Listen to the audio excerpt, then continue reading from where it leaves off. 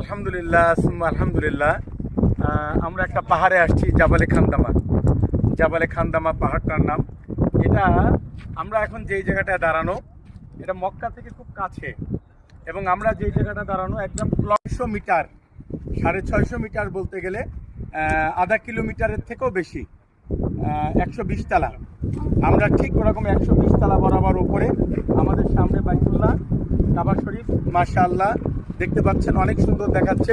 হাজিদের নিয়ে আসছিলাম হলো আমরা জুমলা মার্কেটে কিছু কেনাকাটা করার জন্যে।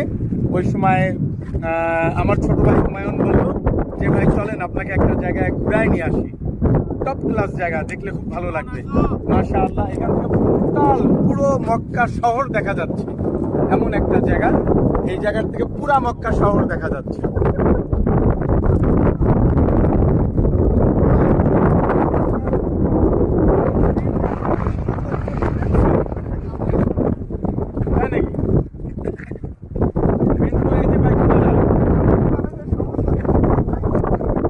দেখতে পাচ্ছেন এখন সামনে কাবাঘর, মাশাআল্লাহ খুবই সুন্দর দেখাচ্ছে, খুবই সুন্দর দেখাচ্ছে। আসলে যেটা কল্পনা করা যাচ্ছে না, এখানে না আসা পর্যন্ত বুঝবেন না যে এটা কত সুন্দর এই ভিউটা। ক্যামেরা দিয়ে বন্দি করা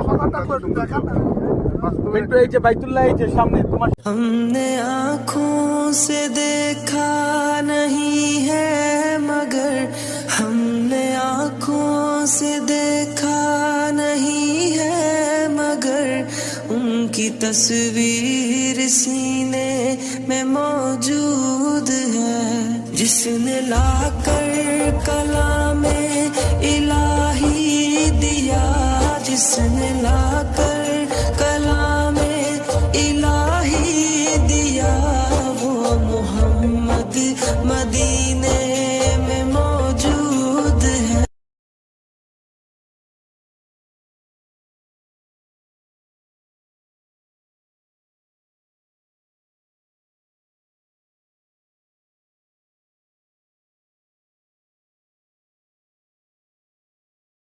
দেখা যাচ্ছে।